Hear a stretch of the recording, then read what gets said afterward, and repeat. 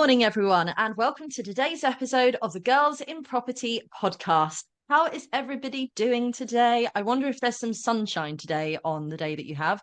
Today, not so much, but hopefully where you are taking the kids to school or heading off to work and then you're listening to the podcast, you have a bit of a ray of sunshine. So in today's episode on this Monday morning, I am so excited about this episode, and I know we're going to have so many other listeners excited about it too, because I have the absolutely beautiful and outstanding Hayley Andrews on the podcast today. Hey, Hayley. Hey, great to be here. Yes, I've been so excited about getting you on this podcast. It's so important, and I just know we're going to have the most interesting conversation with lots of depth and lots of almost different ways that the podcast could go in such a wonderful way. All good Yeah, ways, all good ways, hopefully. all good ways, absolutely. So, Hayley, first of all, I know a lot of listeners will know of you. However, we get a lot of new listeners as well. So, please, before we start, could you go about introducing yourself, tell everybody a bit about you, and maybe something interesting that we don't know? Oh, okay. Hello, my name is Hayley Andrews. I'm a investor and developer. I started investing in 2002. So my portfolio consists of both commercial and residential, and has everything from schools, bars, restaurants, car parks, hotels, factories, a museum, which hopefully we'll get the opportunity to talk about, and buy-to-lets, HMOs, large and small, and everything else in between. So I've tried, lots of people say that I'm a jack of all trades, but hopefully I master quite a lot of them as well. I am the co-founder of Your Freedom Empire, which is a global property and business training organization. We're across 18 different countries. I have a sourcing platform of 42 agents UK-wide. I own a construction company, estate and lettings agency. I sit on 3 historical buildings boards, and I'm a trustee of those as well. And I'm a governor across various different entities on the town's board. I do lots of volunteer work as well. And yeah, I'm one of the angels on the hit Sky TV show Property Elevator as well, if anyone watches that. I think that's enough about me. Wow. I mean, if that isn't impressive, I don't know what is impressive. That's absolutely fantastic. And I'm going to ask you a question that I sometimes get asked myself, is how do you fit it all in? So I'd love to say that I'm exceptional, but I'm really not. I'm just very good at time management. I book absolutely everything in my diary. I hold myself accountable. If I put something down, it's in my diary. I do it regardless of how I feel or what else is going on. I'm super accountable. I think I've always been that way. And it's all about it's not about how much time you have, it's how well you use the time you have. And I do that very, very well. But I work Wow. extremely hard as well. Yeah. I mean, I Yeah. get up at 4 o'clock in the morning, I go to bed at 9:30 at night, and I get a good, decent night's sleep, and I get started very early. Wow. It's so inspirational. This is why I wanted to get you on the podcast, was to show what amazing things somebody such as yourself, regardless of gender, is doing in the industry. And I absolutely love that. And I can't wait to delve more thoroughly into different strategies that you are doing at the moment. Particularly, I read when in the Blue Bricks magazine recently that I saw that you wrote an article for, the fact that you're also getting into, is it car park paying displays as well? Yeah. Actually, Fascinating. one of the newest strategies that I started it's only the last couple of years. And I'm very much about putting a product back to the market that's missing, making sure that there's good demand. But I do whole feasibility reports on everything about that area. I go out to the public, I speak to local businesses, I find out what's missing. And with one of the opportunities that I was purchasing, it was an asset, a commercial asset management Basically, I was buying a commercial building with quite a large plot of land on the side, and most people were looking at that plot of land for a development opportunity. However, it's a conservation area. The building was listed. There was protected views of the castle. I knew 100% they would not get planning permission to build on that plot of land. So I wanted to obviously look at, well, how can I maximise this as much as I possibly can? I've got a tenant lined up. I do that quite often. So I protect my downside. So I was buying a property that was listed. I'd worked on that property previously with grant funding through the Heritage Fund as well. So I knew the building. I knew that lots of the issues with the building had been sorted, such as asbestos and all things like that. And I knew that it was good, solid investment in a good, solid building. So I put an unconditional offer on there and completed within 30 days, which was quite challenging with that particular property itself. But the icing on the cake was not only asset management and actually buying out a liquidation at a really good price, and then putting a good solid covenant, a good solid tenant in there with a £25 million turnover. We were able to refinance and pull some capital out with very little injection. And then the land on side, we actually identified that parking was an issue, and people were prepared to pay for pay and display across businesses and people that were, commuting, or people that were visiting the town or surrounding attractions. So that was the first pay and display that I did, and that car park generates, and it is pure passive income. Property is not passive, and I say this all the time, and you can try as much as you want, but the book still ends with you, and there's still a level of involvement. And I've never known property to be passive, and I'm quite sure I'm not doing it wrong, but there is a level of involvement. So this notion of passive income with property is bullshit, basically, pardon my French. But with car parks, oh my God. I mean, the first car park I ever did, and it generates me £6,000 a month. It is free income because the property itself didn't require the parking and the land that it came with. So it was a free plot of land. We got planning permission on it, put a pay and display on there. It generates £6,000 a month. That's on average over the first 12 months that it was running. It's better than that now. And it was completely free. Icing on the cake, fantastic investment. So now I'm looking, and if anybody's out there looking for good, solid plots of land in great locations where I know how to do all the feasibility on that to make sure that it's a good, viable business option. And I'm looking at pay and display car parks moving forward as an actual viable strategy. Wow. And it completely hands off. It's all video. I'm with Parking Eye at the moment, and with our car parks, and they do the entire setup. We get 100% of the revenue. They just take the parking fines, or a percentage of the parking fines. So it's really Wow, look at you go, because you often say, don't you, you're like, what strategy do you do? And your response usually is wherever the money is. Yes. Yeah. Yeah. I think a lot of people can get tunnel visions, and I did this myself in the beginning as well. You do your courses and things like that, and it's like, right, I'm going to focus on serviced accommodation. Well, actually, if you're just focusing on serviced accommodation, yes, you are going to obviously get very good at serviced accommodation, and you're finding those particular assets that suit that strategy well, and you're building your business in that particular strategy. But there's so many other things you might be missing out on. And I think variety is the spice of life. I mean, I absolutely love property. As I said, I've been in the industry since 2002, and property is the only industry that has kept me interested for so long. And that's because I'm always forever growing, learning, pushing myself forward, and I'm never in my comfort zone. Ever. I don't remember what it's like to feel comfortable. And I kind of feel like, well, if I'm not learning something new or challenging myself, then I'm standing still, and that's not where I want to be. I'm always about learning and pulling yourself forward.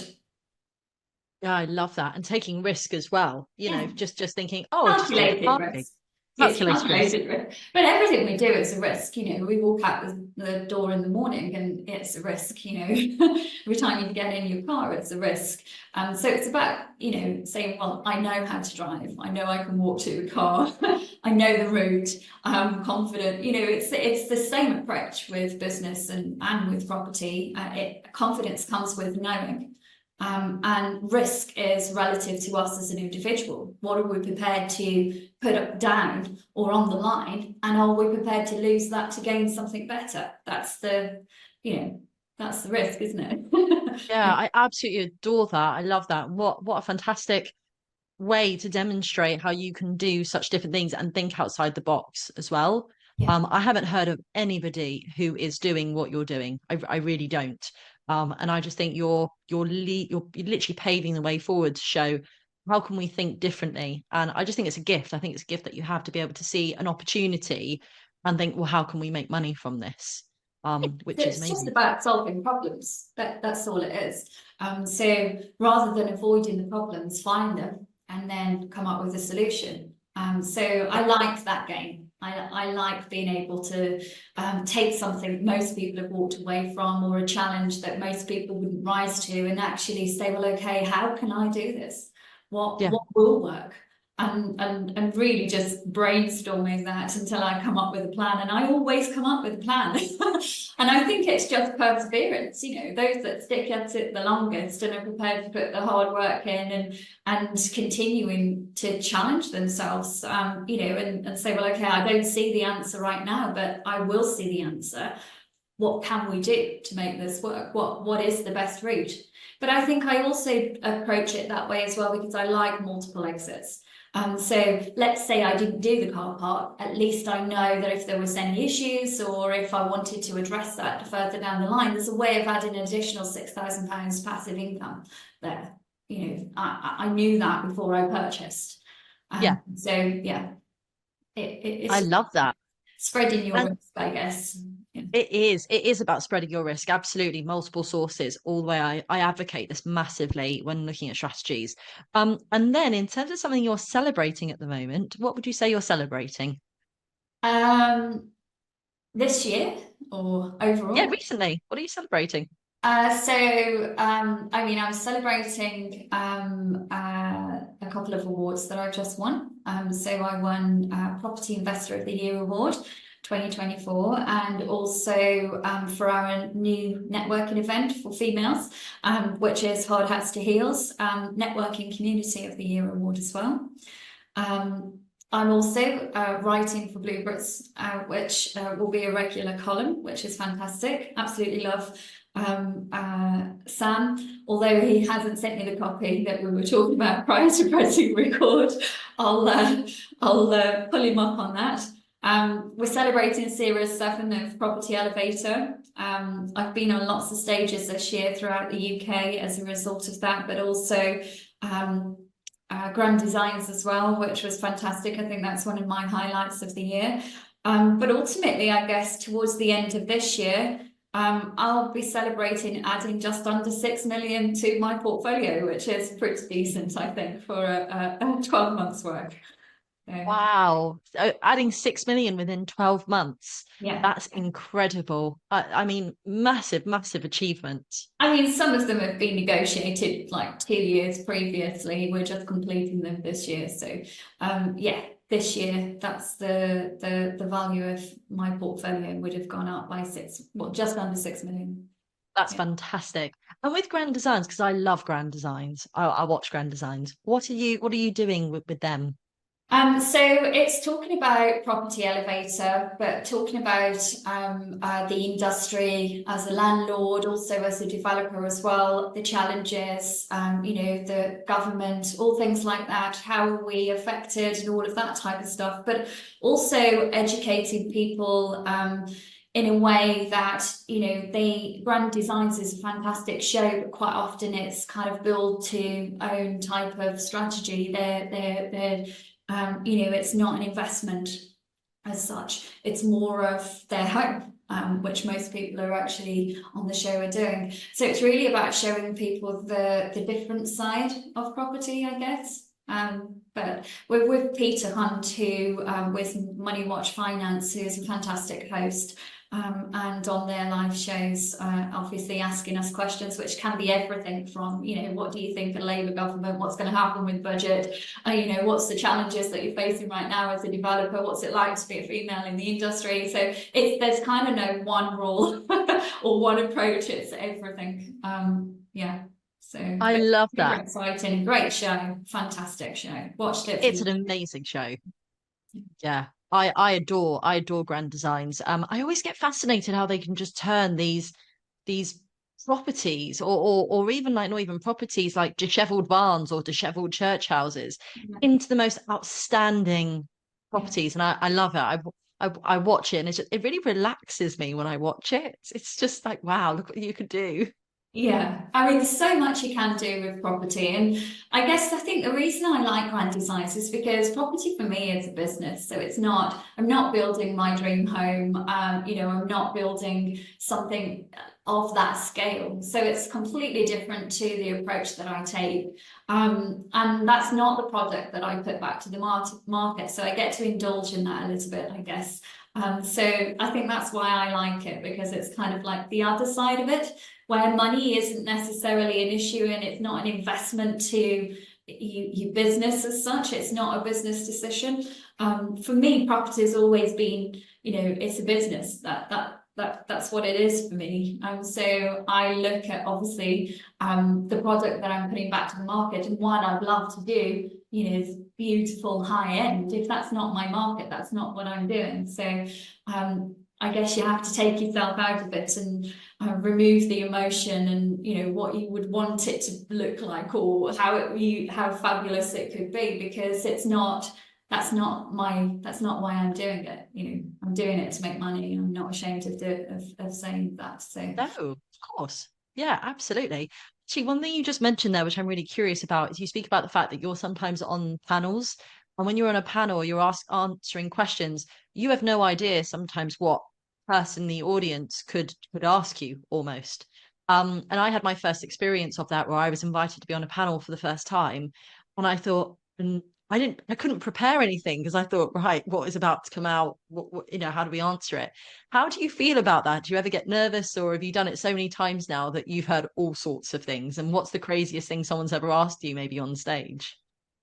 so I actually always get nervous. So people don't recognize this about me, but while I've been in the industry for over 2 decades, it's only really recently that I've been in the spotlight, because I've been so busy just doing and not really pushing the social media or getting on people's stages. So I would say that I've only really been recognized or actually people then understanding or seeing what I've done since Property Elevator. So it's only the last 3 years or so. And being on Property Question Time and things like that, and then people actually going and having a look and seeing the businesses that I own or the portfolio that I own, and understanding the different strategies and different niche markets that I operate in, and finding it interesting. So I've been invited there. So I guess the speaking has come from it's just been a result of my success. It's not been something that I chased or desired or wanted necessarily to do. And I get extremely nervous about being on stage. I'll tell you a story. I've spoken. I'm actually named as a public speaker, which is nonsense because I'm really not a very good public speaker at all. However, I have spoken on. Well, I don't feel I am, but other people do say that I am. But I've spoken on stages all over the world, and I used to go and be flown to different countries to speak about property, getting into property, and bringing internationals into the UK market. And I'd been doing that for over a decade, and I was doing it really well. But people were actually always coming up to me and saying, oh, you're such a good speaker, and you're where you belong. And I'd be thinking, you have no idea what's going on in between here at all. But I would get so nervous that I actually had a coach to try and get rid of my nerves. And I would get that nervous that I would actually be vomiting prior to speaking and all things like Oh, that. wow. I couldn't hold a mic. I had to have the proper one, the Madonna type mic, or the one that's on my, because you could see me shaking. That's how bad I used to get. And they gave me a technique to follow. They did this kind of like voodoo thing, which was very random, and I don't really believe in that nonsense, but something worked. But they gave me this technique where you expel energy prior to getting on stage. And this is just for anyone that maybe struggles or gets nervous before they're going on a panel or public speaking. It's they said, right, go to the back of the room or a different room and scream as loud as you possibly can. So I started doing this and it worked. And then the one time, I was actually in Richmond at the time, the one time they'd mic'd me all up 5 minutes before I was about to go on stage. I went right to the basement toilets, screamed as loud as I could, come back up, swanning in on stage, Hayley Andrews, blah, blah, blah. And the room was silent. And I was like, what's going on? Everybody had heard me screaming because they'd got the mic on in the room, which was, I honestly never been so embarrassed in my entire life. But the room just erupted with laughter. I had to tell them the story. Everybody thought I was being murdered. I'm here screaming as loud as they can. Wow. But yeah, no, I think you do get used to it, but it comes again with confidence. It doesn't matter what question someone's going to ask you, because as long as you're answering that question from your own experience and with honesty, you can't really go far wrong. Whether it's the answer they want to have or not, it doesn't matter. They've asked a question, it's your opinion. So I don't really mind. I think I prefer not knowing what the questions are, but quite often you will get panels where they'll give you an idea of what questions you're likely to be asked. For me, the reason I ask, what do you want me to talk about, or what is the topic of the panel, is because I fit into so many different panels with the different strategies that I do. So it's kind of like, well, what is it? What are we talking about? But no, it doesn't bother me anymore, to be honest. I still get nervous, but I can manage that. I absolutely love, I love the panels. I love speaking, really just so that I can share with people and grow as an individual, but also help them grow as well. Hopefully, the things that I'm saying is helping them in some way, or they're saying, oh, do you know what? That's exactly how I feel, or that's the experience that I've had. And it gives them confidence, because they may be just starting out and having doubt in a particular strategy or a particular task that they're trying to do. And me saying, well, actually, I felt exactly the same. We all start somewhere. You put your stake in the ground and you get on with it, and this will pass, and confidence comes with knowing, and you're going to be exactly where I am in 10 years time. That's the way it works. So if someone takes the tiniest little thing from what I say, I'm happy. Yeah. No. That's so funny. I love the fact that you were just really open and really raw with everybody when you came on stage as well, because it just makes you relatable. It's just like, right, guys, I have a story to tell you. And actually, it was probably the best opening you could have done to then have them hooked at the end of their seat listening to you. I tell you what, so at the end of each, they always do kind of feedback, speaker feedback, and people fill it out in the room. So you're in a room of hundreds of people, and the event organisers are passing out kind of, questionnaires, rating the speakers, tonality, things like that, content, all of that stuff. And it was the best score I'd ever got. There you go. No, I think it's important to just be yourself, really. And I could have gone on stage and come up with some, nonsense story of what had happened, but it was funny, it was real, it was honest. It completely broke the ice, and I had a really good time that day in the end. You should do that more often. I think you should start doing it on purpose. Yeah. Could be your opening going forward. That's the only time I've ever done it. So I check my mic every single time now. Do you still scream? Do you still do it? Yeah. Yeah, I Do do. you? Okay, now I know. If I'm ever coming to an event and you're speaking, I'm like, she's in the basement. Yeah. I mean, only if it's a really big event.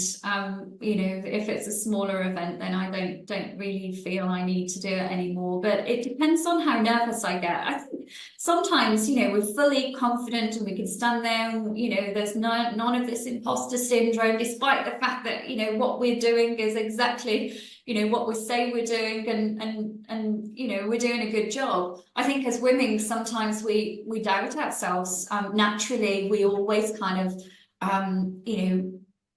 not put ourselves down, but even if it's just an instant kind of, am I where I'm supposed to be? Or what if somebody asks me a question I don't know the answer to? And if I Yeah. can sit there and feel that after 20 odd years in the industry, I hate to think how you're feeling. How long have you, 5 years, is it? No, two Two 2 years. years, to be even on a panel in 2 years' time is superb, and you should be extremely proud of yourself. And you're there for a reason, So just Yeah. have confidence in that to say, I've been invited here because I belong here. Um, were you on a panel with any other women, or was it? No, so this was what was really interesting actually. So I was invited as the female speaker on the panel, and actually I can't give away too much information because it's not public knowledge, but I have a few more of these coming up for 2025 where I've been invited to speak again, which is lovely, like really great, yay. But what was fascinating was it was Paul's Manchester property social event. So it was Paul Stapleton, me in the middle, and then Sean Davis, who's fantastic. So two guys and me. And I tell you what, Hayley, what was so interesting was my perception was completely wrong to what happened. So I thought what would happen was in this room, it would just be the women that would ask me questions about women related things. And that's such a silly thing to think. But because I hadn't done it before, that was my perception. So I thought the girls will want to talk to me, the girls will want to ask questions about being a woman. Fine. That is completely the opposite to what happened. Loads of guys were so interested in my journey within service accommodation, HMOs. We talked about burnout. We talked about property accountancy and how I've managed that. And the conversation was so nothing to do with gender. It was all to do with real information. And actually, I had such important conversations with the guys in the audience, and I felt so connected to the guys. And I thought that was really powerful that the guys were like, can we ask a question to Athena when Paul and Sean were sat there? And I was like, oh, can we go? Yeah, yeah. No, that's brilliant. I mean, Paul is fantastic, Yes, of course. the events that he puts on, he's a massive champion of women in the industry. The people that are part of his community are not looking at gender, they're looking at business people, progressing themselves or being around, like-minded individuals. And I think that's the important thing, isn't it? It's not about men versus women, it's about being in a room where it doesn't matter what gender you are, it just matters what you have to say. So I think that Paul nails that. I love Yeah. speaking at his events. Yeah.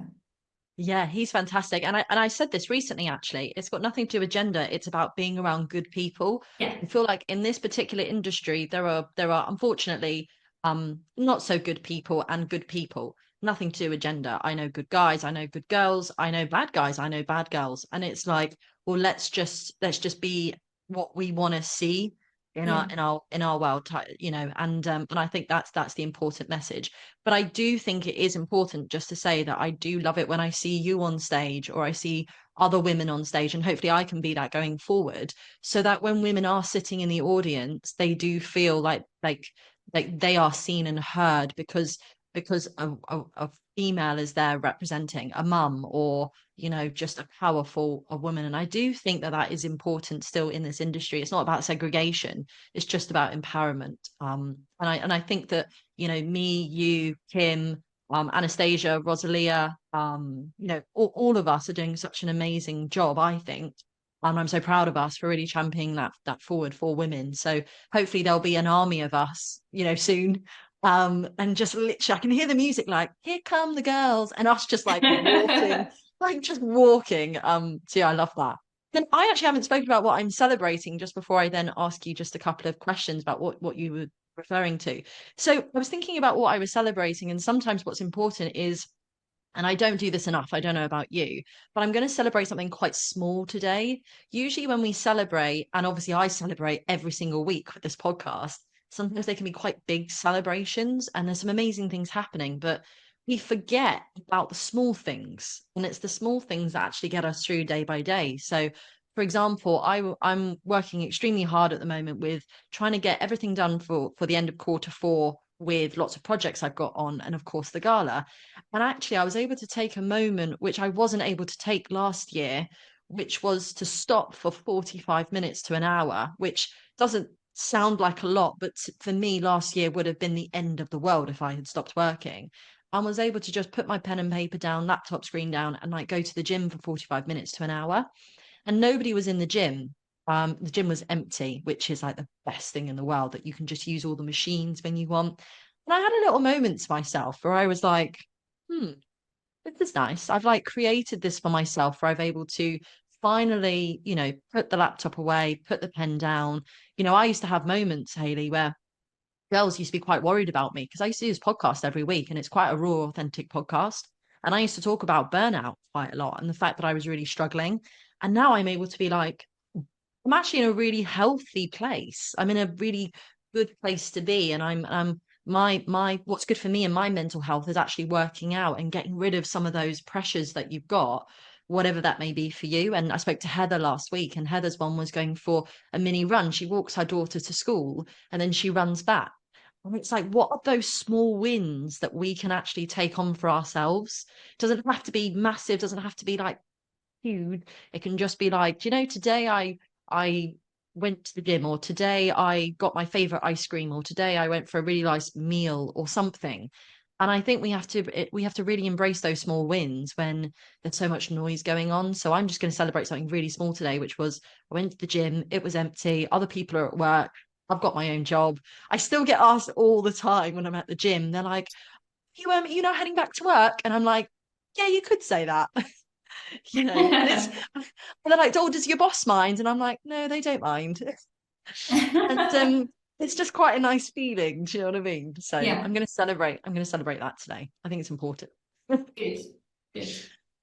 So hey, quick question for you. So we're talking about your journey into this and everything, and I know that you're so impactful when you go to talk about mindset as well. So I always say, for a lot of people starting out, or even if they've had like years and years in the industry, sometimes their mindset isn't always necessarily in the right place. We talk about imposter syndrome, we talk about how can we actually take that forward. What are your views in regards to where maybe your mindset is now compared to like where you started, and how you've gone about getting yourself in that right frame of mind for where you are now? We talk about mindset like it's you do it and then it's done for life, and it's not. We all go through different waves of things that we have to deal with. Life happens with or without us on board, or not. It doesn't matter. So I think mindset is something that I talk about as an ongoing thing that you have to consistently choose. We all have negative thoughts, but do we then replace that with two positive? We all have things that we're dealing with, but do we become a victim, or do we, rise above it, try and find the positive in that, the solution? So I think mindset for me really, and whenever I'm working with anyone, and I'm not a mindset coach or anything like that, I can only talk about the things I do, is all about routine and good habits, in my opinion. It's like my morning routine, for example, is I get up, I drink a glass of water, I meditate for 20 minutes, I do my affirmations, then I do grounding, then I'll sometimes work out. I'm a little bit naughty with working out at the moment, but after I hit 40, I was kind of like, well, I've been with my husband now since he was 16 years old, since I was 16 years old. So, if I get a little bit flumpy, it doesn't really matter so much. So That's so funny. I'd like to say I've been completely, fantastic at all routines, but I haven't. And nobody ever is all the time. And every single time we do something, it's a choice. You know, every time we miss the workout, or every time we miss our meditation, or we don't read our 10 pages in our book that particular day, or whatever, it's a choice that we've made. And I think the important thing is to remember, you're not always going to make the right choices, but consistently over time, are you? You know, you might not go to the gym every single day, but did you get 3 workouts done this week? You know, and you might not, you know, you might be doing a low carb day or no carb day or a special diet or whatever, and you went and had a Starbucks and, you know, a slice of carrot cake. It's okay to forgive yourself for those times that you fall short of your own expectations, as long as you get back on the wagon the day after. You know, if you have carrot cake every single day, then you're going to need to go to the gym and work off an awful lot of calories. So I think it's important just to not see mindset as a thing that you either have or you don't. It's a consistent decision that we make to think a specific way. And depending on what's going on in your life, your experiences, where you come from, you know, your traumas and all things like that, and your triggers, it is something that you always will have to work on. You know, there's times where I fall short, and there's times where I deliver everything I'm supposed to deliver, and it's okay, because I'm human and we're not perfect. So I think it's important to forgive yourself. It's important to really take note of the things where you are having negative thoughts or you get a bad vibe. I'm very much about vibes and people, and I'm very much about energy as well. So I take note. And if I'm consistently feeling that way in that person's company or doing that particular thing, ultimately I do what I do because I'm passionate about it. And the success that I've had has just given me choice. That's it. That's all I ever wanted, choice, to be able to choose what I want to do, what I want to work on, focus on what gives me energy. And I don't need to be around people or things that takes that energy away. So I'm very conscious of how I feel, very conscious of the energy around me. And I guess if I'm consistently feeling a certain way, it's not for me. It's not giving up. It's recognizing that it's not for you, you know, and that's okay. And I think people kind of stick to things because they think that, well, so-and-so said I have to do this, or this is exactly what it's supposed to be, or this is the way I've been taught to do it. Well, actually, you have to look at yourself and how it makes you feel and the energy you have around things and people, and make the choices based on yourself. Because ultimately, if you're happy, you'll do a better job. Simple as. You know, if there was any time, I'm actually nuts about property. I talk about property all day, every day.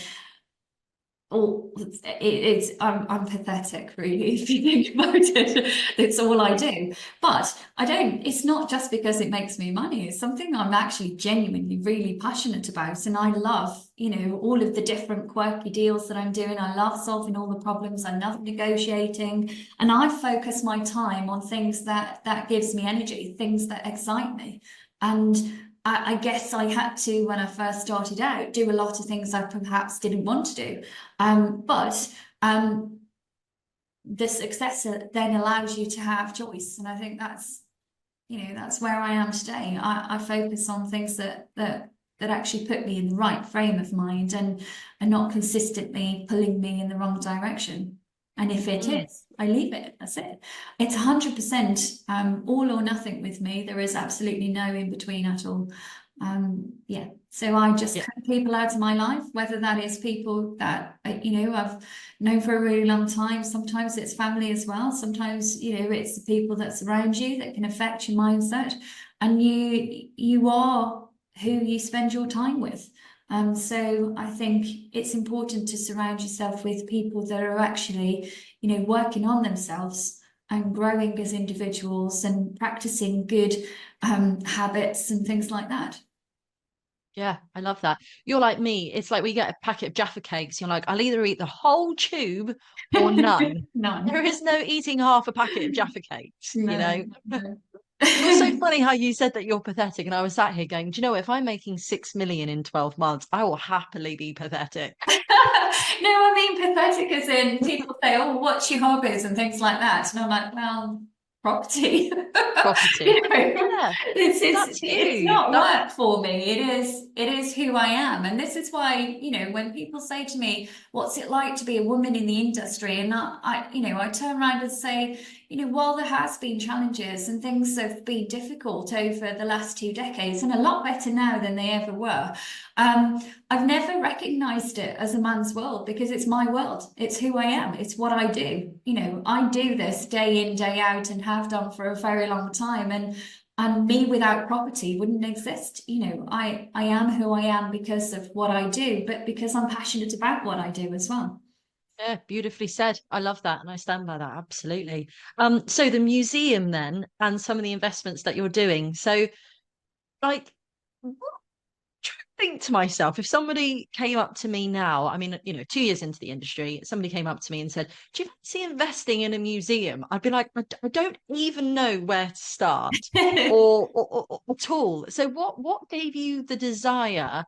Or did you find it? Somebody bring it to you? How did the museum come about, and what is the plans for it?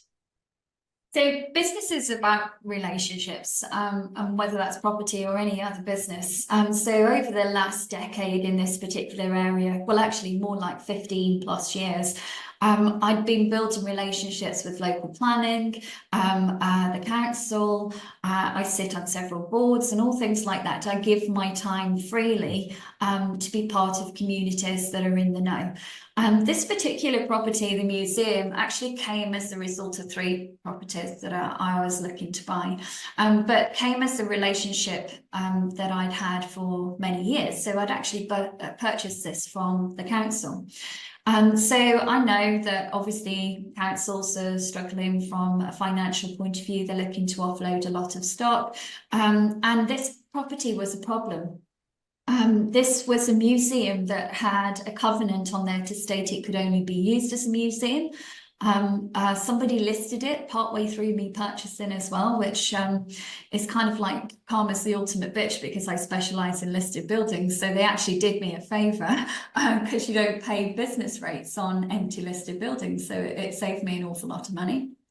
There's loads of problems with this property. So it's a huge property and I negotiated a stupidly discounted price. But as a result of the regeneration I was bringing to the area, with this coupled with the 2 other properties that I was building this entertainment quarter with, and this particular building, the museum, I used to go there as a child. I drive past every single day. I took my son there right up to the week it was closed. It had been closed for over a decade.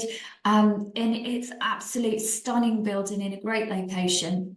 I was gutted that it had closed down as a museum because I love history and, hence probably why I do listed buildings. But I was there all the time. And when I had the conversation with the council about offloading some of their stock, this particular property came up. And that was kind of like, it's meant to be.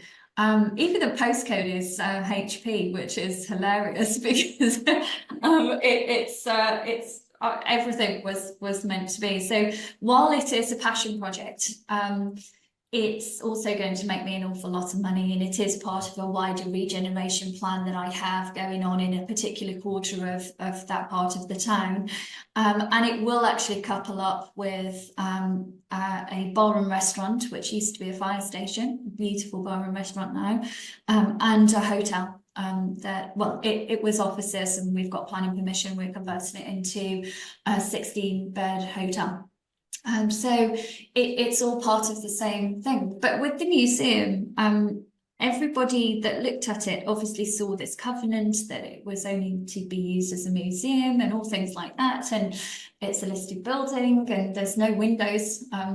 Well, there is, but just not in the places. So anyone that was looking at it would probably look at it as commercial to residential conversion. It wasn't the right location for that. It's not what the council wanted. So again, I did a feasibility report. I went out, and what was missing in this particular part of the town was a destination. There was no what are people coming to this part of the town for? It's an education hub, so you've got several colleges, both private and also university status as well. The student footfall is ridiculous, but I wanted to create something. What's missing? So I did a feasibility on it can't be residential. It wouldn't work as residential. It's not what the council wants. So I put a plan together, went to the council and said, right, I'm going to buy these 3 buildings and this is what I'm going to do with it, which was the hotel, the bar and restaurant and sports bar, and then the museum, which will be an entertainment hub. So it's called Fun City, and it will have escape rooms, inflatonation, cricket sixes, indoor food huts with street food, arcades, and laser tag in there. And that's what was missing. That's what was missing from the area, you know, something for people to go out and actually do. So the idea is that this becomes a destination hub, and the bar and restaurant and the hotel services the entertainment quarter. Wow. Are you doing that on your own, or are you doing that with others? I know I do it on my own. Yeah. Wow. So When you're, I say on my own, obviously I've got my team. It's my of course it's construction your team, company. but Yeah. it will have your name on the Yeah. registry. As in I own it. Yeah. Yeah. Wow, can you imagine that? Just like owning a massive leisure complex. That is Yeah. so cool. It's And really cool, hotels and actually. everything else. It is really cool. It's different as well. I mean, I've not done an entertainment porter before, so you know, I'm learning a hell of a lot of stuff. We're looking at franchises and all things like that, and we're looking at a hybrid between running some of the businesses from the building itself, but also obviously rental as well. So becoming, of course, the destination for some of the well-known brands for their franchisees as well. So Wow. it's all new. It's super exciting. It comes with its challenges because it is, of course, a listed building. But I got planning permission on it now, of course, and we started works on it as well. So we're actually a couple of months behind on this particular project, but it's just down to heritage and getting sign off and conditions of the plannings and all things like that. But this building had had no roof on for over a year.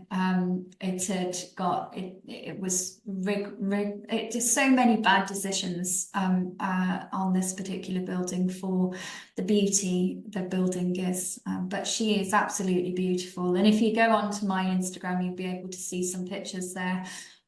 She's all scaffolded up at the moment, so she looks not as beautiful as she normally does, but it's all in good time that will come down. So no, What do you have an idea of when that'll be completed by?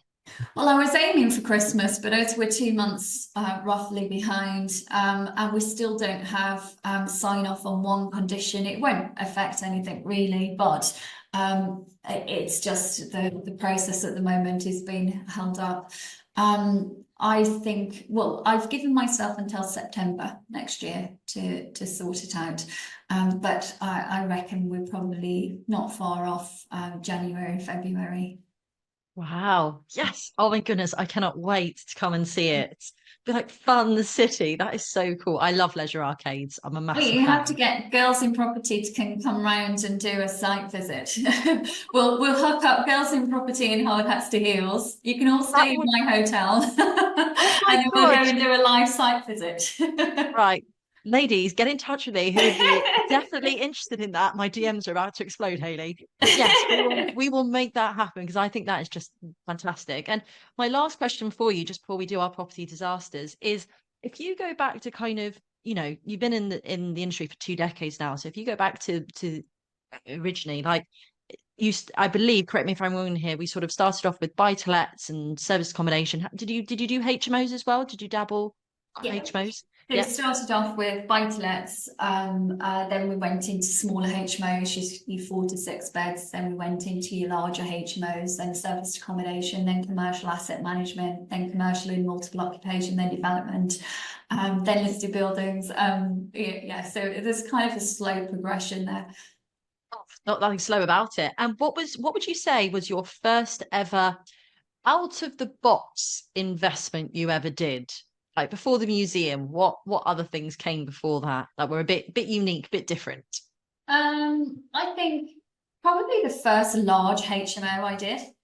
So it was a factory and we converted it into a 21 bed, 21 ensuite HMO with 3 basement flats, which were standard buy-to-let, so they were self-contained. There was 2 beds, 1 bed, and then these 21 ensuite rooms on top. And they were split out into 7 flats in total. So, we've got 7 kitchens, a laundrette, and all things like that in there. I think that was probably that was scary. I think that step up from your 6, your 4s, your 5s, your 6s, to then go to 21 and then buy to lets also. So it was it was a community straight off, but still one of my favorite investments. Actually, I learned a lot through that particular deal. I negotiated that one perfectly as well. Again, it was there were lots of problems with that property, and there were also enforcement notices and things like that on there. So yeah, it was a lot of learning through that. But I still own it within my portfolio today. It's about 25% loan to value at the moment, and it's worth nearly 2 million. So, well, actually, it's probably worth more than that now. But yeah, it's a cash cow. I think I always joke and say, if I ever stop loving what I'm doing, and I genuinely would and do, I'm qualified in so many different things. I just don't. Nothing's ever kept me interested as long as property, and I think it's because I challenge myself constantly all the time. But if I ever got fed up of property, I'd keep my commercial, and that's the only residential I'd keep. I'd sell everything else, I think. Sell it. Yeah. And just the income off those alone would, more than cover me. So that's kind of one. I don't think I'd ever sell that, to be honest. I love that. And you know what? We're not going to talk too much about sort of, because it's spoken about so often in terms of women within property, but I will just say I do think it's so important, and I really do think it's important to hear you doing such inspiring things within this industry, regardless of gender. But I think it is important for women who do listen to this podcast to hear you coming forward to do all of these incredible things and to make them believe that they can do it also. And I do just want to say that because I do think that is really important, because one thing that's important to say, like sometimes I get quite a lot of mums, for example, that come and speak to me. Well, I don't have children, and everybody knows I don't have children. I hope to have children one day and have a family. I really do. But they say, look, I'm restricted quite a lot because of childcare or because of my children, and I've got to be a mum and I've got to do this. So do you mind just briefly, like, because you are a mum, how have you found that in terms of building up your empire? It's massive. How have you done it? Well, I mean, they always say, don't they, a woman's work is never done, and there is no true word. I don't think, at the end of the day, it doesn't matter whether you have cleaners, people that take care of your children, your house, your garden, all things like that. There's still work to be done always. I think the thing for me was because I was doing it prior to having my son as well. So my son's 15 now. So the thing for me was being a mum is like he's my biggest legacy. He's what I'm most proud of, and I'm a mum first and foremost. And I made the decision that I would never compromise on that. If you didn't accept me with a child stuck to my chest for a meeting, or it didn't matter. That's it. We didn't do business, and there was no black and white for me. It was that's what it was. And while I had pushback, and they were kind of like, well, is it appropriate to have a child, or you get looks and things like that, I didn't care. I didn't care. And as soon as they realized that you accept me with a child strapped to my chest, and we're going to do business this way, or no business at all. And I was confident and assertive enough to kind of put those cards on the table. They accepted me exactly for who I was, which was a mum and an investor and a developer, and a wife and everything else. So I think so many times I think as women, we're made feel guilty to be everything to everyone, but nothing at the same time. You know, you can't be committed to one thing, because if you're a great mom, how can you be a great business person? Or how do you commit the time? And that's nonsense. You know, at the end of the day, even when my son was, you know, just walking around and toddling about, I made checklists for him, laminated them, and he'd walk around with his little clipboard and his little badge that said Jack Andrews, operational manager. And I'd dress him up in his little suit, and he'd come out onto meetings and viewings with me, and he'd have a task that particular day, and so many sheets that were printed out, and it's like, well, how many bedrooms were in that one, and was there a swirly carpet, and you know, how many toilets, was it smelly, and all of that stuff. You know, I really it was important for me to have him with me, but it was important for me to still grow my business as well. So I brought the two together, and lots of women that I work with now that are new mums, and you know, trying to juggle being a mom and, you know, still having that individuality in their business and everything else, and wanting to still grow but not compromise being a mum either. You know, this is someone we've created and we've brought into the world, and you love more than anything in the world, you know, and so they're everything to you. So to take from one to give to another wasn't something that I was prepared to do. So I had to combine the two together. And if you were to see him now, you know, he's going to be, I mean, he is amazing, but he's going to be amazing. And it's because he's been around those conversations, he's been involved. It's a family business, and he is, you know, everything to me. Everything I'm doing is for him, you know, to leave for him and future generations to come, his children, their children. So I think, don't feel guilty about it. You know, at the end of the day, being a mother it's a gift. And anyone that sees it as being negative I just don't see point in doing business with them. They don't recognize the role that you play. Yeah, so I would say, lay your cards on the table. You know, you can't be everything to everyone, but you've got to obviously choose what's most important to you. And for me, it was my son and my business. And I was doing that around taking care of my husband, who was poorly as well. You know, but again, it just comes back to pre-planning everything. You know, it's hard work, don't get me wrong. Christ, there were times I would rock in a corner and cry and just think, you know, why am I it was so much easier if I just got a 9 to 5 job, switch off at the end of the day, you know, and I'd be working 18-hour plus days and around, you know, breastfeeding and doing everything else, and you know, and all of that stuff. And it was hard. It was bloody hard. But it was what I wanted, you know, so you can't be a victim and pursue your dreams. You've got to do one or the other, you know. And so I kind of, you know, said, well, this is my choice. This is what I want to do. And in order for me to grow my business and be the best mom I possibly can be, this is what it requires right now. And I just woke up every day and did the best I possibly could, consistently over a period of time, and it all worked out okay in the end. There's lots of things I did wrong, but yeah, it's beautifully said. That honestly, absolutely beautifully said. And I hope that I'm sure all the listeners are listening and nodding and feeling that too. So yeah, and thank you for sharing that, because one day I hope to be a mum. So you know, I hope to take a board and a pen and be like, oh, what are we doing?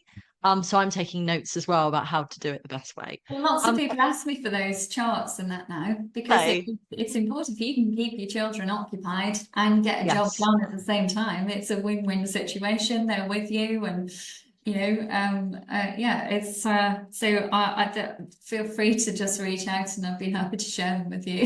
I might actually do a because I do work with children as well, in different schools. I sit on a governor on a trust which runs across several academies, and quite often, I do obviously give people ways of working with different times and things like that, and different situations. So I might actually do something for, you know, young moms that are growing their business, to try and help them through that kind of difficult juggling phase. But There you go. Just look at you creating more solutions. You're like, here's the problem, yeah. more solutions, more work. And then just to finish off the podcast, Hayley, what would be your, well, we do property disasters at the end because it's a bit of fun and the listeners love hearing it, you know. So I'm sure that everything has gone as well to plan as possible. But have you got anywhere you're just like, do you know, I've got a really funny story about a property mishap, property disaster to share? I don't know about funny. It's never funny when you get it wrong. True. Let me. It's a disaster. Christ, there's so many. I would say the biggest, not disaster because it actually ended up okay in the end. But the most challenging project I've ever worked on was a bank on Riley Hill High Street. It used to be a bank, so the vaults and everything were in there. But everything that could have gone wrong with a property did with that one. So we converted that into 11 units. So it was quite a big building. But we paid about £100,000 too much. I knew I was paying that much too much for it, but it was brought to me again by the council. It was owned by an international investor that had come through a training organisation, nothing to do with me. I'd purchased it in auction and it kept bouncing in and out of auction. It was becoming a problem to the community. So the council brought it to me to say, would you buy this property? I saw it and said, absolutely not. It was like something out of Jumanji. It was awful. But it had got structural problems. It would have been cheaper to knock this building down, but it was community. It was working with, obviously, the High Street fund as well, and we ended up getting grant funding of 320 grand on there as well. But without the funding, it wouldn't have happened. I wouldn't have done it. So I actually ended up pulling about £200,000 out of that. It was valued at just under £1 million and generated £90,000 a year. So it was a decent investment in the end, but it nearly cost me my marriage. I broke my fingers on site as well. I had to issue a certificate of non-completion for the first time ever with the contractor on site. So I had to deal with all of that, not being in control, which is not good for me. I'm a control freak. But because I was using grant funding, I had to go with their preferred contractor and all of that type of stuff. So yeah, the project ran about 9 months over due to the main contractor being behind time, extension of time, and then not delivering as well, and me having to issue a certificate of non-completion and getting them off site. So that was a ball ache. But in the end, I ended up actually completing it on time, but my reduced time of the second phase. So what I should have had 6 months to do, I did in 3. I had like 15 guys on site, day and night. So we were alternating and we managed to pull it off, but it was an absolute nightmare. Everything that could have gone wrong structurally. There were loads of stuff that we didn't see. And when stripping it out, you know, there was a rotten beam that was holding up the entire front of the property, and you couldn't see it because it was all behind the walls, and there was no way we could have seen it. There were so many hidden issues with that property. Everything that could have gone wrong. Bats, weeds, damp, every different kind of damp you could possibly think of. It was awful, yeah. But you kept going. You kept going. It didn't put you off. I kind of had to, but well, that's the thing, isn't it? Once you're committed, there's no point in giving up. You've got to get the job done, and I'm not afraid of hard work, rolling my sleeves up. But I had to be on site every single day to push that project through and get it completed in that 3 months where I should have had the 6 months to get it sorted.